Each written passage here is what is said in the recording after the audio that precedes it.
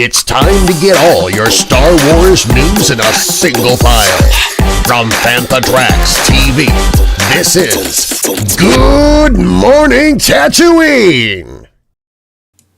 Good morning, Tatooine. Indeed, we're back once again with your weekly recap of everything Star Wars and Lucasfilm. I'm your host, Brian Cameron. With me, as always, is my partner in crime, Mr. Paul Naylor.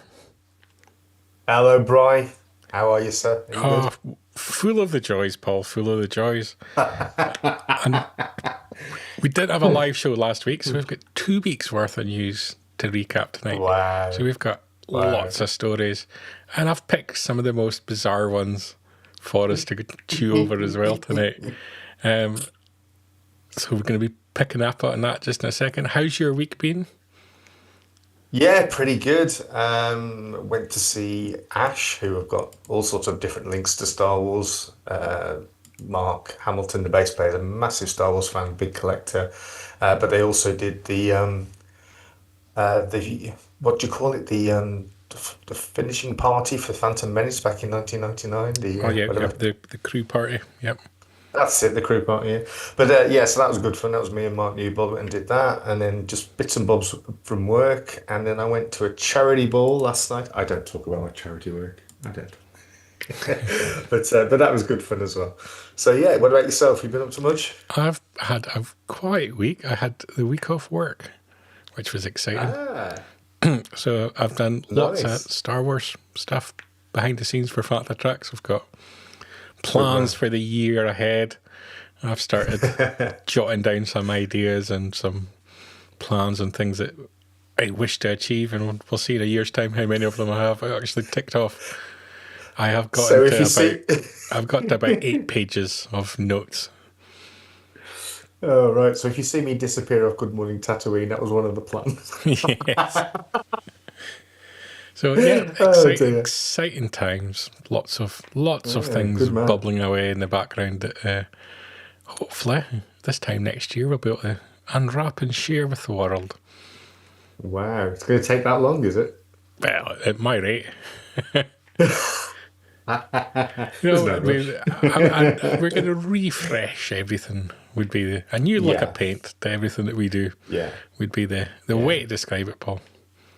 Yeah. Well, we've got our anniversary coming up in the next couple of weeks, haven't we? 31st of October. Yeah. Is when Fantha Tracks launched to the world. Yeah. How old will we be this time? 8? Oh, I think it's 8 years. It's 8 years. Yeah, I think it is 8, isn't it? Yeah. Yeah, we're getting old. Oh, well, we'll have some cake for that one. Yeah, we'll definitely have some cake. We'll have a party. Will we be... I'm just checking the diary here. Will we be broadcasting? No, it's a Friday. We'll be on the 2nd of November. We can still have cake. We can have it late. We'll do that. Stale cake. Excellent. Cake. Should we get stuck straight into the news? Yeah, we've got lots to go through. Let's do it. We do. First up, I'm going to ask you a question you've probably never been asked. Have you ever supped upon a bantha? Funnily enough, no. No. Oh, dear. Yourself? I've never sampled the blue milk. That's all I'm saying. But if you go to Disney parks or on the Disney Cruise Line, you can now sup upon a bantha and a bantha sipper. Which, if anyone secures this for me, they'll be my friend for life. I was going to say I would love one of those. In fact, another set of 6. If I could get one of them, I would drink from it every week. Yeah, that is cool. I like that. So yeah, just announced on the Disney Parks blog. But as it describes it, it says, this sipper transforms these hairy-horned creatures into a handheld novelty. This out-of-the-galaxy item will be available next year at Disney Resort and on select Disney Cruise Line ships. I can never remember Disneyland Resort. Is that Anaheim? I think that would include certainly Anaheim and Orlando. I'm wondering if it would include one in Paris as well. No idea. There'll be people all over the world sipping on their banthas. I'd love that. So that's my first random news story. Thank you for phrasing the question that way. Yeah, that was a wonderful question to ask. Just checking. Also, this week, Ranch Obi-Wan's and the 2025 membership kit, featuring art by artist Kurt Hanks, of the one and only Steve Sansweet. That's nice, isn't it? A mere $60 keeps one of the most amazing fan-operated museums going. I've been a member for quite a number of years now, and as Mark says in the article, it kind of reminds you of the official Star Wars fan club kits that you used to get. This is what you get if you're a member for 2025. You get a little badge and lots of little other bits and pieces as well. And it's always exciting when you get an envelope in the mail from Rancho Obi-Wan as well. Yeah. So did you say $60? $60 gets you a membership of what's that, about £45, something like that? Yeah, about that. Yeah. And I cool. do love collecting all the patches and the little pins. And I do love this one as Steve as well. Yeah. At first I thought, that doesn't look anything like Obi-Wan, but then I realised it was Steve's. Yeah. Well worth a trip, if you can, to the Rancho Obi-Wan. Book a trip, get a tour.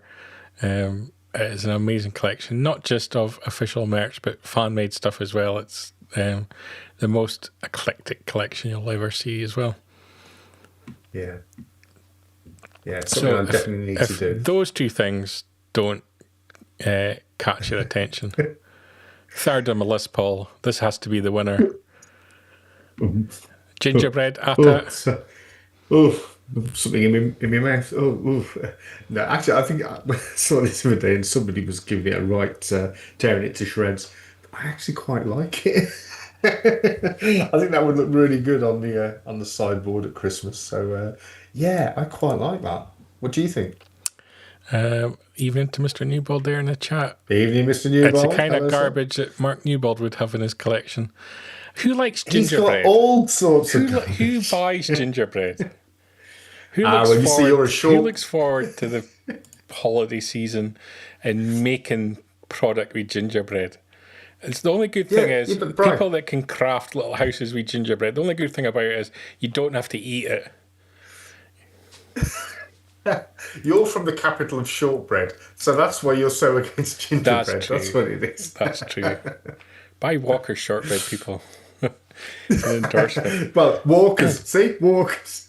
Yeah. It's more Star Wars related than this. At Walker.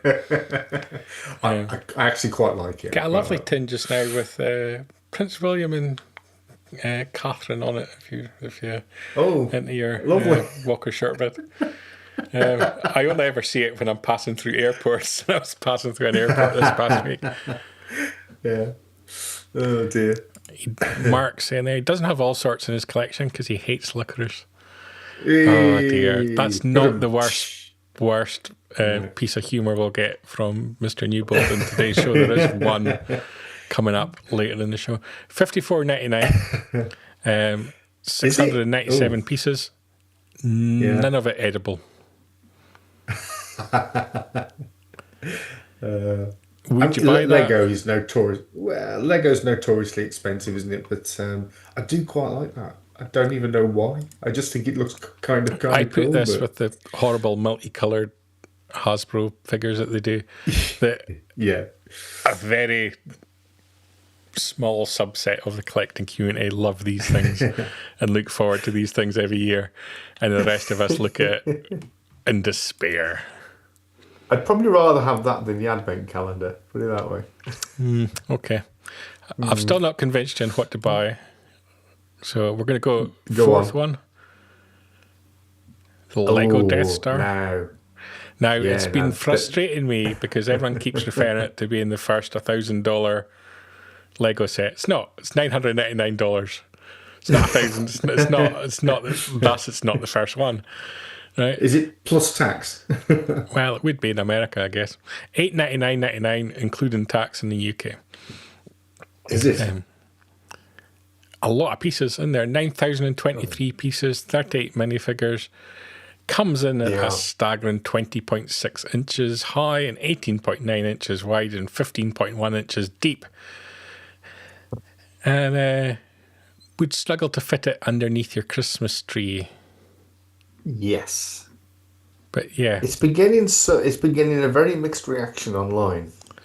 I don't like it. I prefer the smaller round one. Yeah. I don't know why. Which there's been a couple of versions of previously.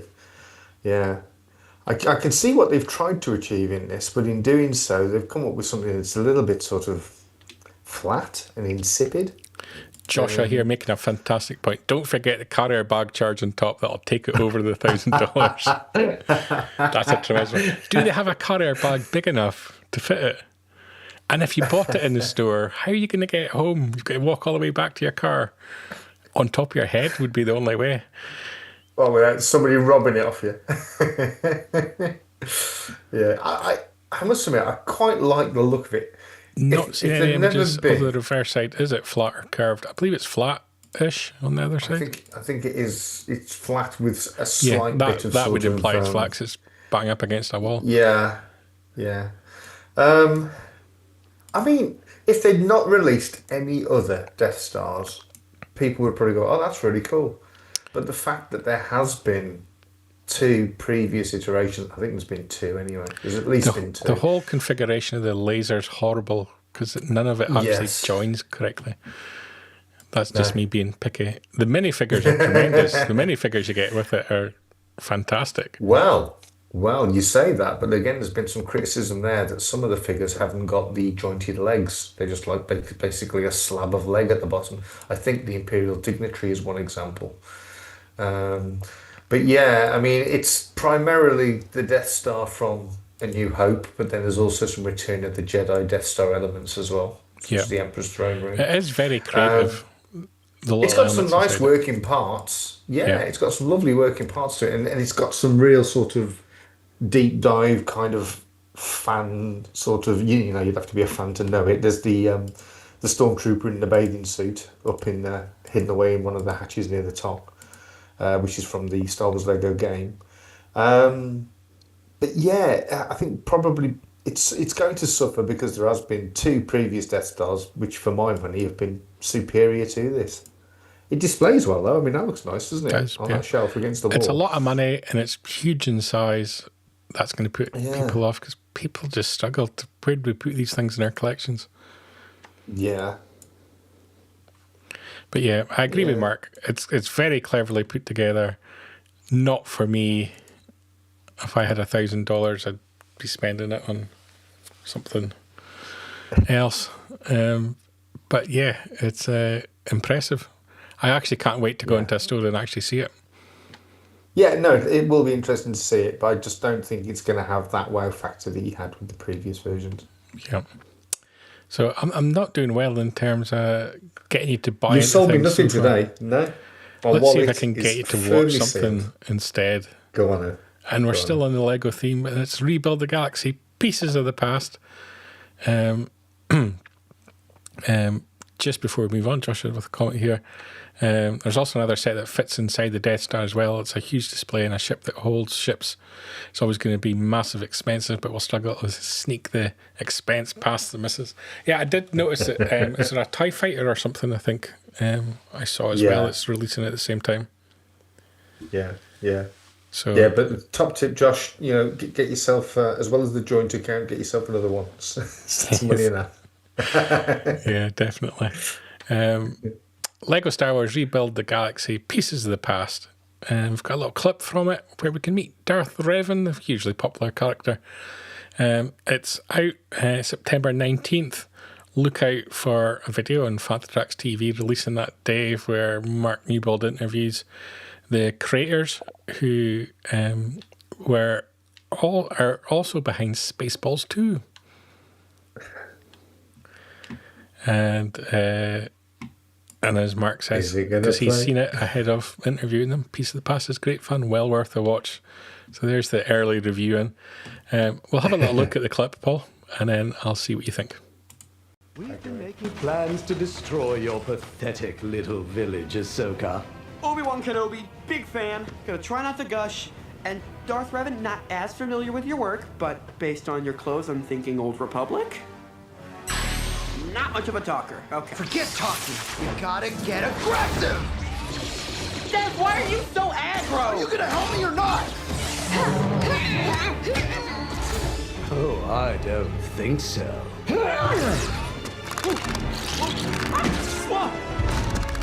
What the? Dad, I guess that Force lightning can come in handy sometime. Don't make it a big deal.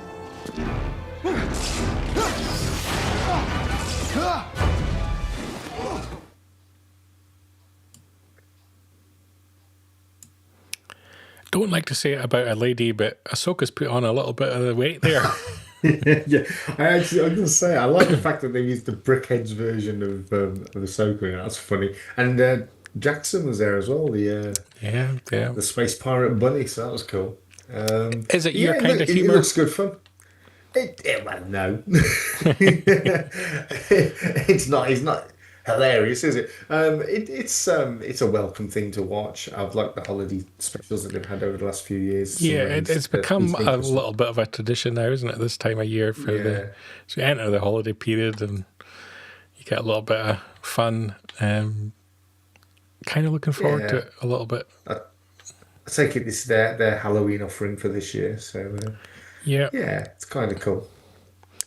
It's nice to see that they've used Darth Revan in it anyway. I mean, you know. Yeah, and Cal from the Cal Kestis Jedi Survivor games is going to be in it as well. So it's his first appearance outside of the games as well. So it's got an interesting mix. Yeah, it's a bit of fun. Clearly, there's a reason I haven't been able to convince you to spend. Have you bought yourself a Darth Vader lightsaber recently, Paul?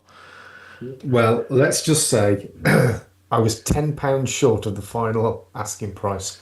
I was gutted. I was almost there.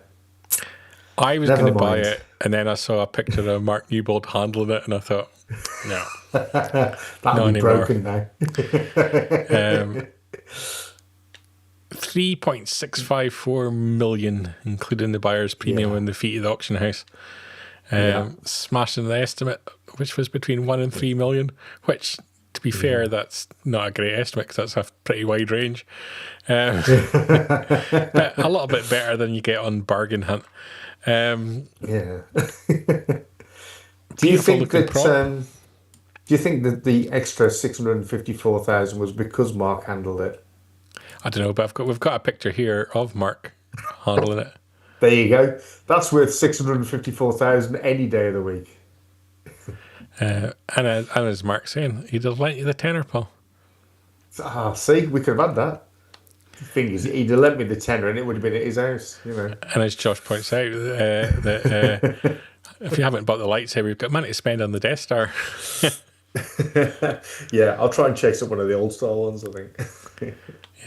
An incredible sum of money. I imagine it's gone to a private collector. We haven't heard who No, we haven't heard it. who it's gone to, have we? No. But it kind of sucks when your bid's 2.9 million and then you get the bill for 3.654 million. hope you remembered that when you were bidding.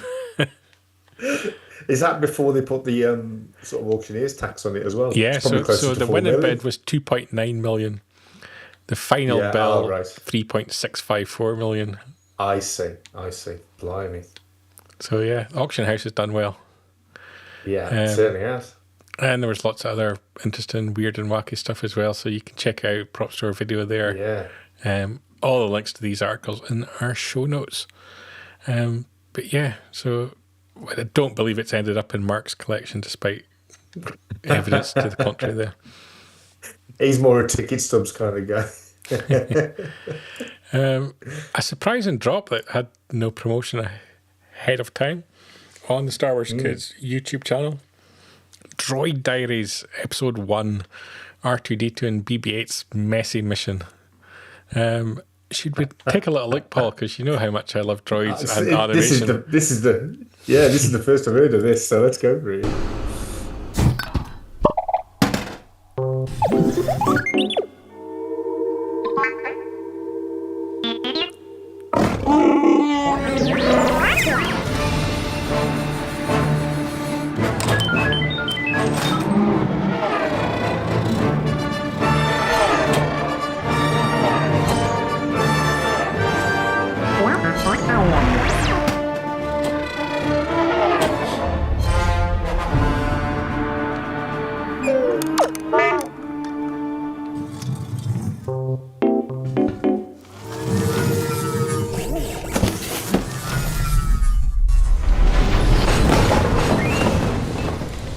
I've had enough. I quite like the style of that, though. It's good. Do you? It's a change left over after we've bought the lightsaber they've spent on making that. It's for Star Wars kids YouTube. I guess it's fine. Yeah. I'm not really sure what it's supposed to be. Not my cup of tea. I'm not the It is target nice to audience see for it. that at all. It's nice to see a different animation style, though. I quite like that. Something that I'm looking forward to on YouTube, though. Yeah. Go on. What have we got? Sesame Street. And I'm glad Mark put this up on the site because Star Wars was a big episode of Sesame Street back in the days. And of course, the Yoda puppeteer Frank Oz, big part of Sesame Street. The news being that the Sesame Street library is coming to YouTube. Beginning in January of next year, YouTube will have the largest digital library of Sesame Street content with hundreds of full episodes coming to the Sesame Street channels. Join us as we help children everywhere grow smarter, stronger and kinder, one episode at a time, is the phrase they're going with. And of course there's the Star Wars episodes 1364 through 1396. So we're hoping that those be available, though we don't know at this point in time if that will be the case. Well, you're going to be happy anyway, because one of your favourite characters in Sesame Street is the Count. So you're going to be happy with that. That's very true. And that's again why it should be on Fanta Tracks. My inspiration. I thought you were going to say Snuffleupagus, because he also is one of my favourites. Sadly, I do know exactly what that is. What I will say in criticism of Sesame Street is it's supposed to be there to educate children, and how many years has it been on the go and still haven't been able to teach kids how to get there? It's just a real hard place to find. Is it? Dear. Yeah. They need to use that 3 words after. They'll be there then. I can't remember. I think new episodes are going to Netflix. Yeah, it does say there that of course it's going to debut new episodes on Netflix and PBS starting in November. Okay. So the back catalogue has been picked up by YouTube, which is an interesting split and brand awareness, I guess, is the thing. Yeah. So that's Sesame Street. It's an experiment, I would say. Yeah. Hopefully it has the Mark Hamill episodes up there. So I've seen Mark Hamill on the Muppets, so he was on Sesame Street as well. Sure, he was, wasn't he? Was he not on there with C-3PO at some point? I think you're thinking of the Muppets. There was an episode of the Muppets back in the day. They're all the same. They're all the same. I could be wrong. Maybe we'll find out come January. We'll watch an episode. Oh yeah. Here is the start of the promise of bad puns from Mark Newbold. Diwana Ewood. Obviously, because Star Wars Fan Day is coming back to Blackburn, and Ewood Park is the home of Blackburn Football Club. And it is the news that Michael Carter is going to be heading to the show, which is a great first guest announcement. Factor Tracks will be there. As always, we love that show. And excited once again to encounter the fantastic character that is Bib Fortuna. Yeah. I mean, Star Wars Fan Fun Day is a must. It is one of my favourite dates on the calendar. And Michael Carter, Mark Newbold and myself interviewed Michael at London a couple of years back. And if you haven't met Michael, it's definitely worth popping along just to get his autograph. And And he's probably as famous for being in American Werewolf in London. He's got quite a prominent part in that, on the Underground, doesn't he? Yeah, and also recently in House of the Dragon. Yes, of course. Alongside fellow Star Wars actor Matt Smith, who will be in Starfighter. Yes. So everything's linked. But yeah, if you can get along to Star Wars Fan Fun Day, and with it being on a bank holiday Monday this time rather than on a Sunday, it's probably it's a great day out for the bank holiday. Of course, May the 4th. Who's not going to want to go to see a Star Wars? Yeah, there'll be nothing else on that day. Star Wars related, that's for sure. Nothing at all. If you can't get to that event in person, perhaps you could get there in a virtual reality world. See that slick link, Paul. I tell you what, you're a professional, sir. The Star Wars Beyond Victory, which debuted at Celebration Japan, launches on the 7th of October for $19.99. It's going to be exclusive to the MetaQuest 3 and 3S headsets.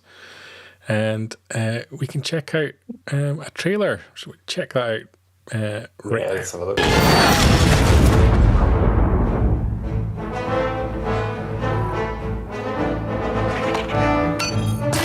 So you're working on your pod last night? Did it race? Yeah, well, winning races is sort of my thing. This is the Hut Coliseum where they hold the championship pod race. And we're going to rob it. You wanted to know what I learned from Sabal, but only way to win is do what others are willing to do. I know what you're gonna say, and I am being careful. I am. Meddling in hut business is about as far from being careful as I can imagine. You stole from me. The excitement on the sidelines is palpable. And they're off! Look, that speed!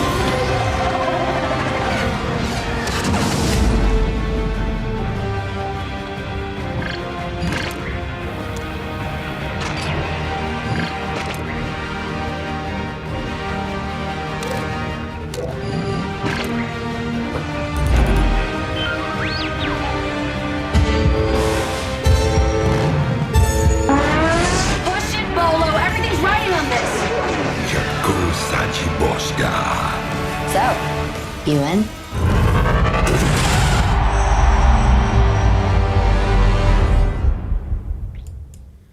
So I had the pleasure of watching Matt Booker participate in this in Japan. I'll not put words in Matt's mouth, but I think his general reaction to it was fun, but there wasn't really a longevity to it. He didn't think in terms of playability to keep going back to it. It was innovative, but maybe there wasn't much of a game behind it.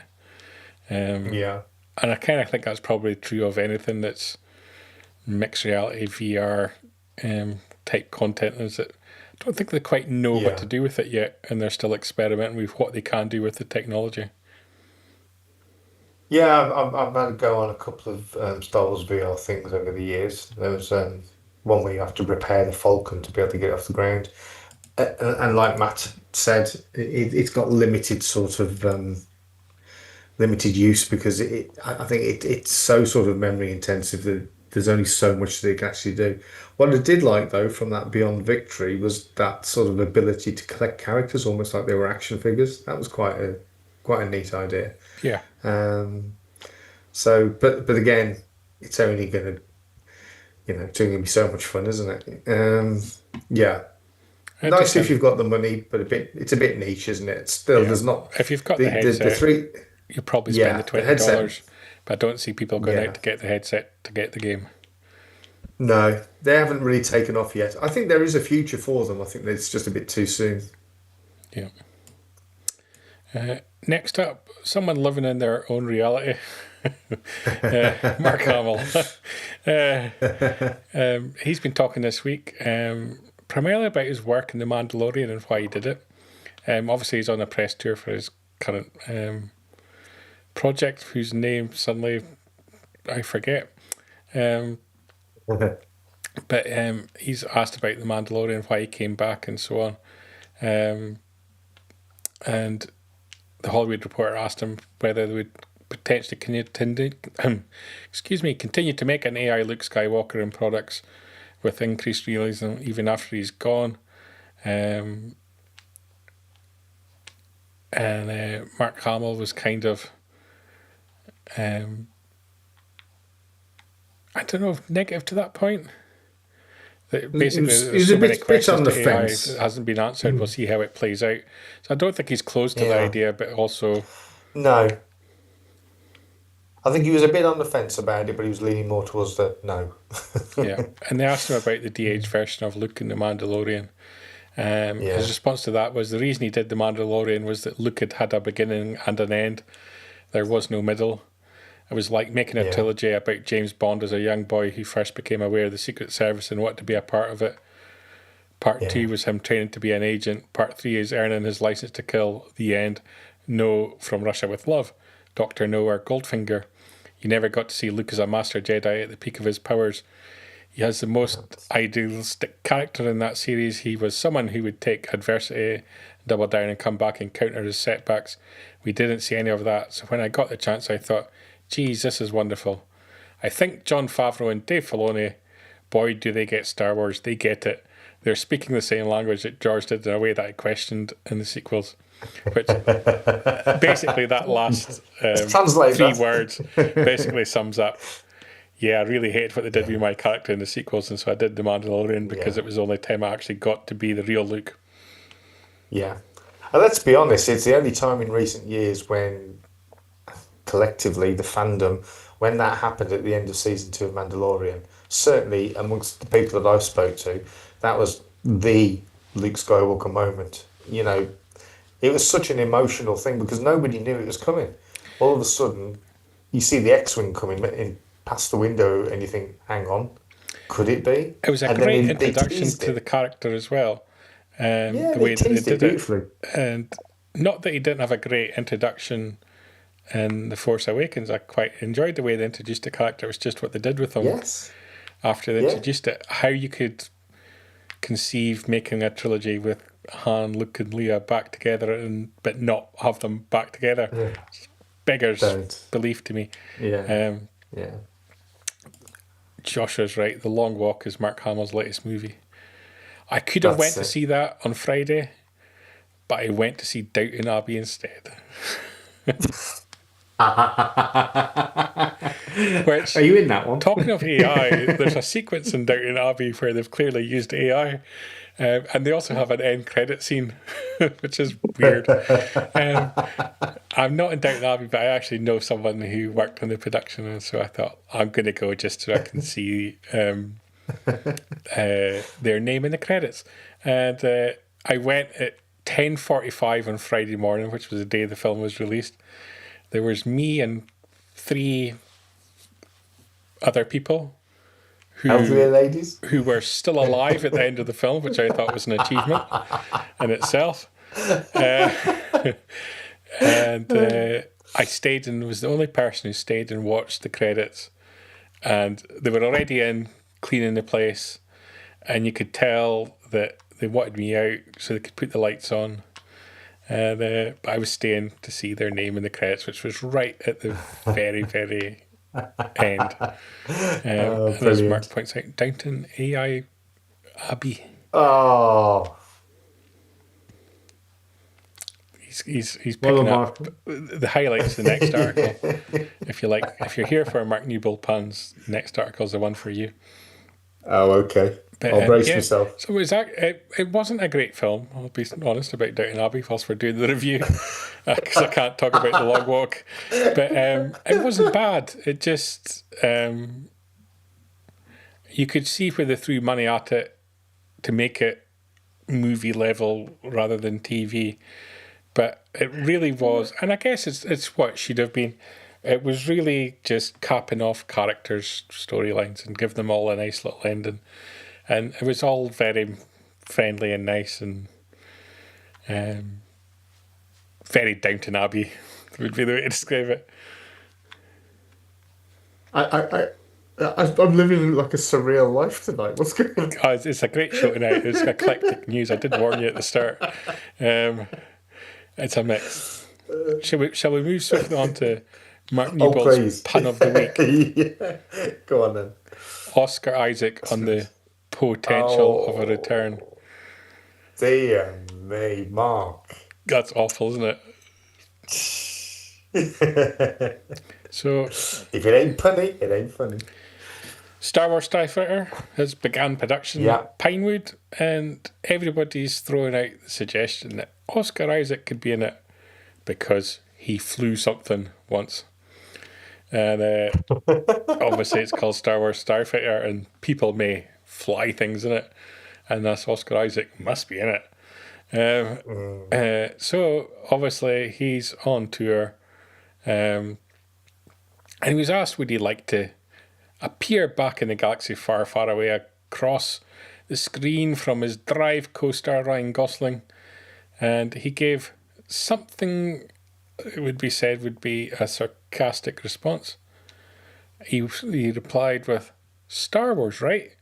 We'll see. I mean, yeah, I'm ready for it. You let me know when."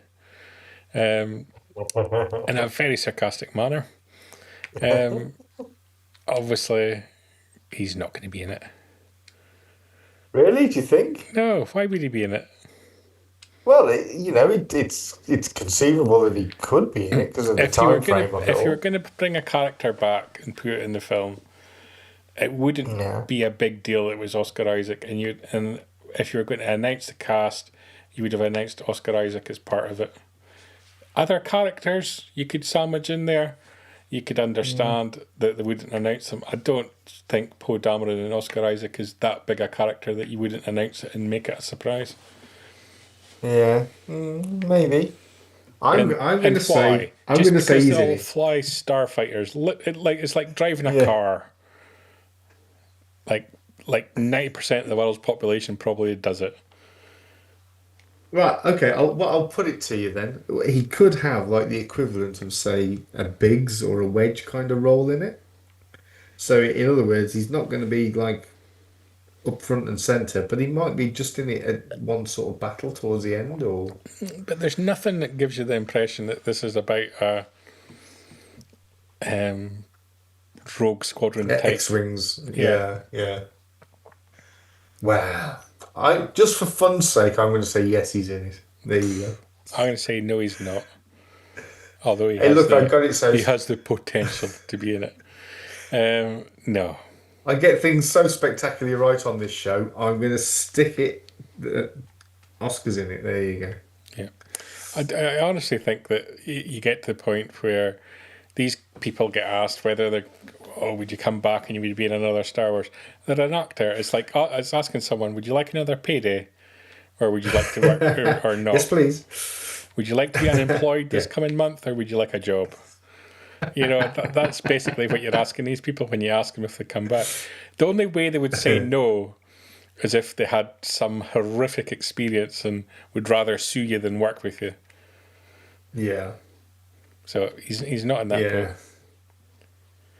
boat. But it would be fun to see him again.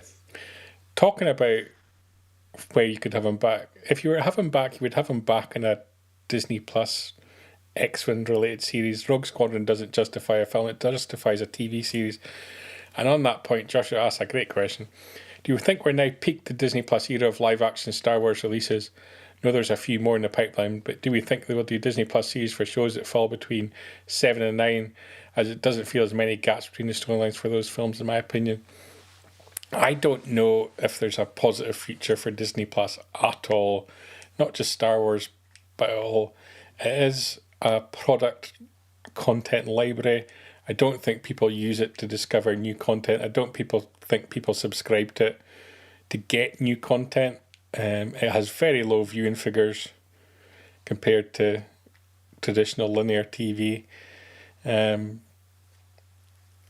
it's very expensive for them to operate because they've paid stupid wages and stupid money and created stupid budgets for very few episodes. They've almost destroyed their own little industry, but the way they operate. And this isn't just a Disney thing, this is across all the streaming. So the value, in fact, that Disney have is in their product library rather than in new content. And if you were Disney, would you rather not just sell your product library to a Netflix or a YouTube or another company and just not be in the game yourself, because Disney's a content creator. Yeah, it's a good point. So why would you not focus on creating the content and let someone else have the hassle of monetizing it, and you get your fixed fee or your cut of royalties or whatever? So I can see, and I'll use WWE Wrestling as an example, who had their own network and they've given up their new network, and now their content's on Netflix internationally, and some of it in America, some of it on ESPN, currently some of it on Peacock, and they've spread it around a little bit. They make a lot of money from clips on YouTube and other social media platforms. So they've gotten out of the let's have our own streaming service, and let's instead sell our content back to a bigger streaming partner.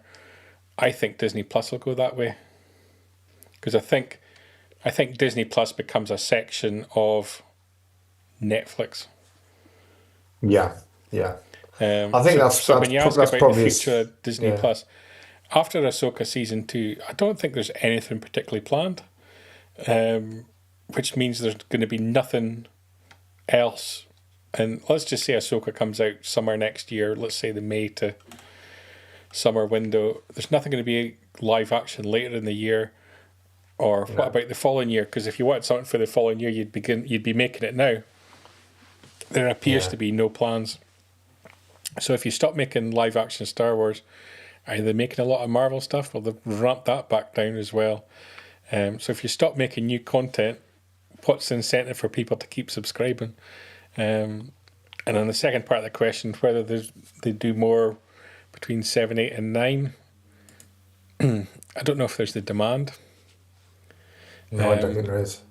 Whilst there's a lot of passion about the people who've grown up and enjoyed the sequel trilogy, there's equally a lot of people that didn't. And I think when you pick content, you've kind of got to pick the widest possible point where you kind of get the most eyes on. And I think probably it's fair to say that the sequel trilogy era is more likely to turn people away. People won't give it a chance, even if it was good content.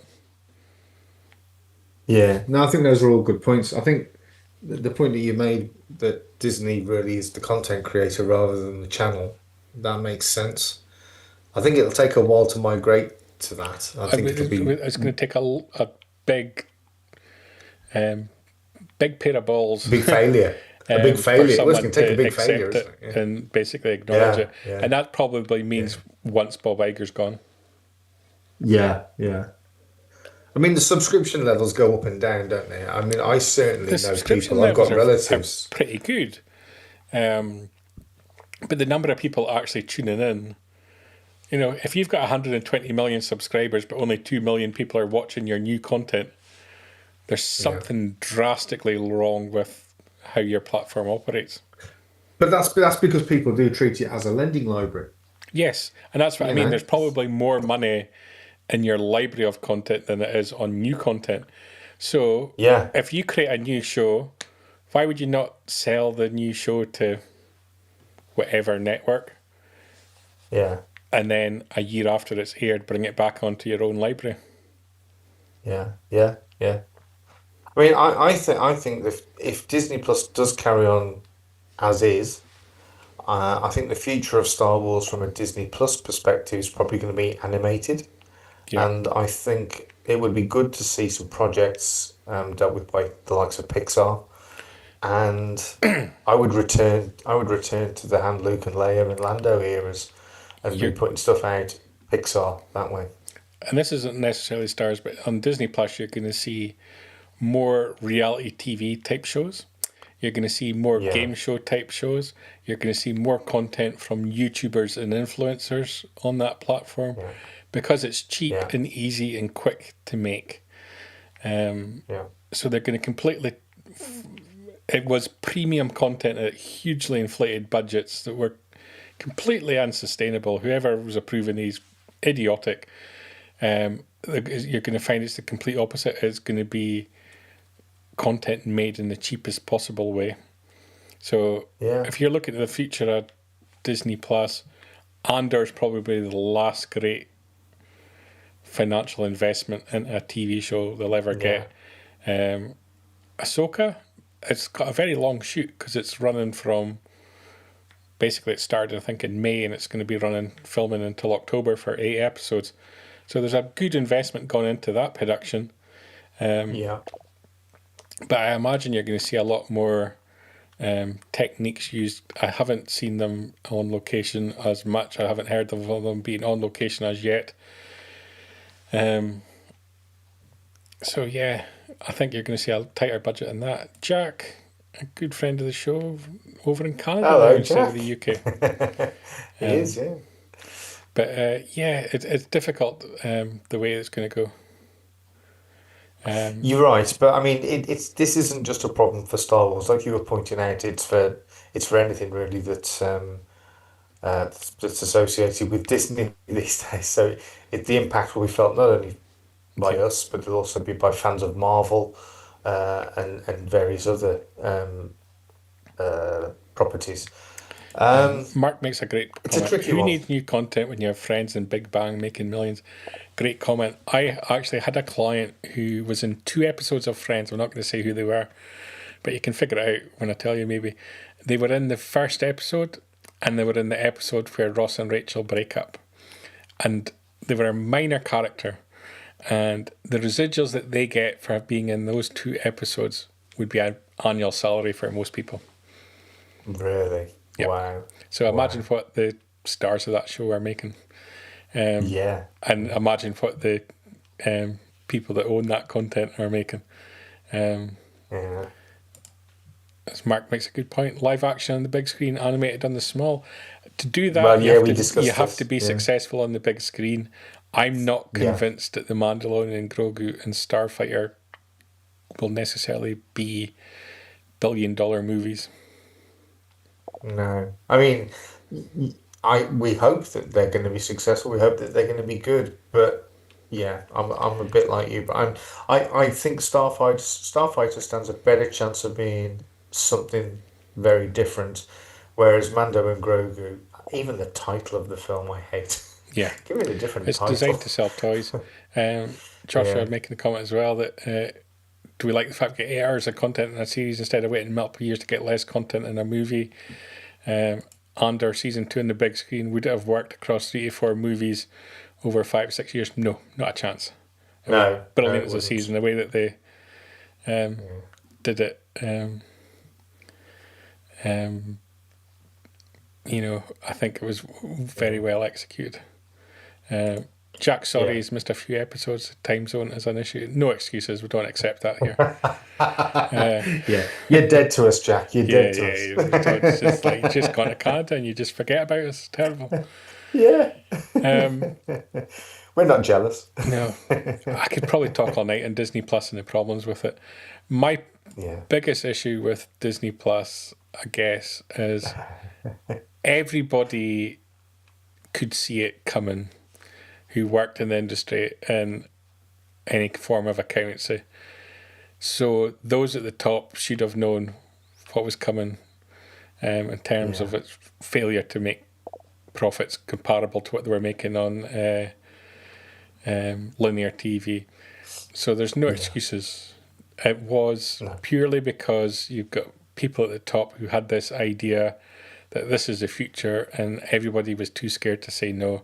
And that person's still at the top at Disney. And once he's gone, I think you'll see major changes. You're probably right. HASLAB, Paul. We did a pre-record. I called it.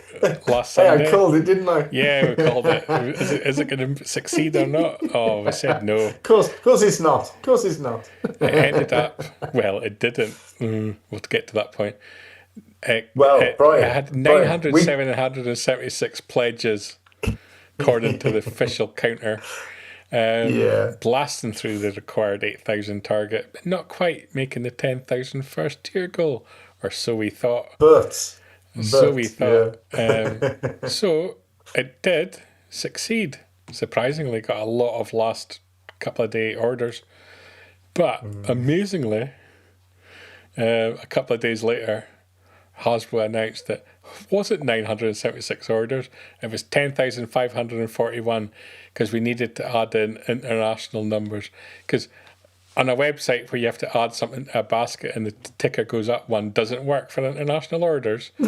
Or are you trying to tell me that there was only 800 international orders? Don't tell me this rubbish. Who wanted Coleman Trebor? They'd obviously made enough of them already. They were like, oh no, we can't have him sticking in our warehouse. We'll never get rid of him. They bought a huge bag of knickknacks. They'd already done his head. That's what we're going to get Coleman Trebor. Whoa. Yes. I smell a rat. I apologise to Hasbro. So do I. This is weird. I don't buy it. I'm happy it got succeeded, and I'm happy that stretch goal has been hit.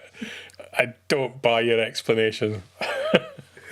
Or it could be, Brian, that we were so influential that people went, no, we're going to prove Phantom Tracks wrong, and we're going to back this ship now. So Hasbro, you're welcome. You're welcome. We just found an extra 800. What happened if it didn't reach the 8,000 goal? Were they still going to pull the 800 orders out of the bag? Oh, will it really? Because put it like this: if you, what was it, $450, something like that, and you'd committed, and you thought it's not happening. I'm going out. I'm going to spend $450 on a beautiful Wagyu steak supper instead. And you spent your money. Then 2 days later, HasLab's trying to take the money out of your bank account because it really did succeed because of international orders. Rubbish. I'm guessing, Brian, if you went out for a Wagyu steak just to really annoy people, and he says it right, just to really annoy people, you say, "Can I have it really well done?" Yeah. I believe Burger King's now doing a Wagyu burger for £11. They are. If you believe that, you also believe that they do a beef burger. Oh dear. Oh, that's been taken off there. Oh dear. Allegedly. Allegedly, so people. tonight, Allegedly. Tonight we've had Burger King in Downton Abbey. Welcome to Good Morning Tatooine. We're losing sponsors here. Oh dear. Well, we've lost Coleman's Muster and Trebor Sweets, so you know. Yeah. Happy the HasLabs succeeded, Paul? Yeah, of course I am. Yeah. I mean, I've said in the pre-record that we did the other week that I genuinely did hope that it would succeed, and I do think that HasLab in principle is a good idea for sort of like specialist projects that are, price points that you wouldn't see in the likes of Smith's Toys. Thanks, Josh. Oh dear. Oh, perhaps it's dear. Could be dear. Couldn't it? Don't add to the problems we've got already. Make sure to subscribe, everybody. More great content. But yeah, no, I'm glad it's succeeded. I'm glad it's got across the line because there's a lot of people that I knew that really desperately wanted it. It's just that to me, it was a bit of a lazy one. I think there was already existing. It was a lovely looking product, well designed, pushed at the wrong time. Yes, yeah. And like we said, Brian, I think that probably the single biggest problem is the economy. It's not something a few years back, particularly during COVID, where people had got money coming in and they weren't having to. Well, there was an inability to spend it because you couldn't go out and do anything.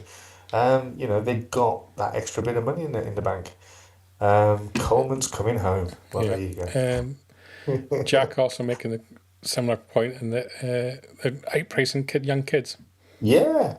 But I mean, these are being sold more for the Coleman Trebor. But yeah, I mean, these really are collectibles anyway, aren't they? As opposed to toys, but yeah, the market for like your sort of toy price vehicles that seems to have gone, and that's sad, isn't it? I agree with Jack on that. Kids just can't get the stuff that they could have done sort of 10, 15, 20 years ago when the likes of Smiths and God rest its soul, Toys R Us. I know it's supposed to be back, but it's not the same. You'd go in and the shelves were full, of stuff that you can buy, the vehicles. The only way you seem to be able to get a quality vehicle these days is through HASLAB. So, yeah. And they're pricey. Yeah. It's a strange one. Yeah. But we'll look forward to the next HASLAB. It's fun to watch. It's fun to see the reaction. It's fun to see the behaviours. It is. I'm just not sure I believe in the ticker. Yeah. I just don't know what to believe anymore. I don't believe anything I read on the internet.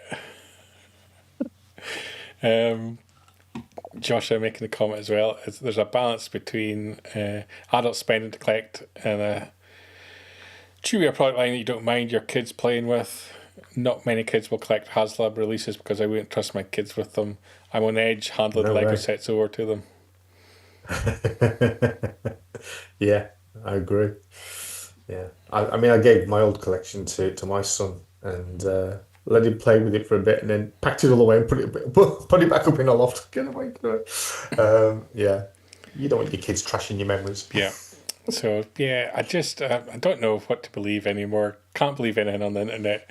Much as I love Hasbro, I think it's a great looking product.